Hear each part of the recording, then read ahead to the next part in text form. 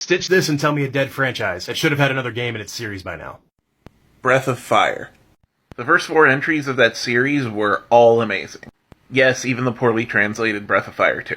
The systems were great, the stories were great. It was one of my favorite RPG franchises. Then Breath of Fire Dragon Quarter came out in 2002, and it was not great. It had a mechanic that forced you to play and replay the game over and over and over again, and it wasn't good. I eventually used the Game Shark to just turn that mechanic off, and believe it or not, the game was a little playable. The story wasn't bad, it's just that the playthrough was very short because it was once again designed to be played and replayed over and over again. And it just wasn't fun enough to hold up that mechanic. Dragon Quarter bombed so hard that we wouldn't see another Breath of Fire game until 2016.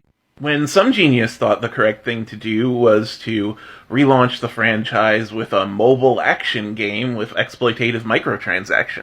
Well, no one remembered the franchise, and no one bought the microtransactions, and it bombed so hard that it closed the year after it launched.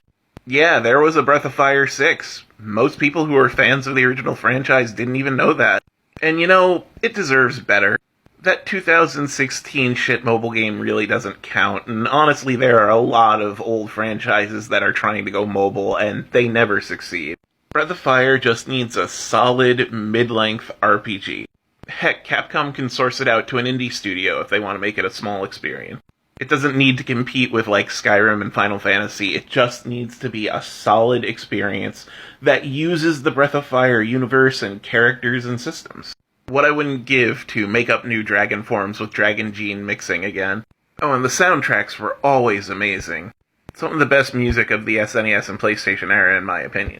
Kind of a mix between jazz and traditional Japanese folk music. I don't know, it was just a really unique RPG with a really unique identity, and I'd love to see another one.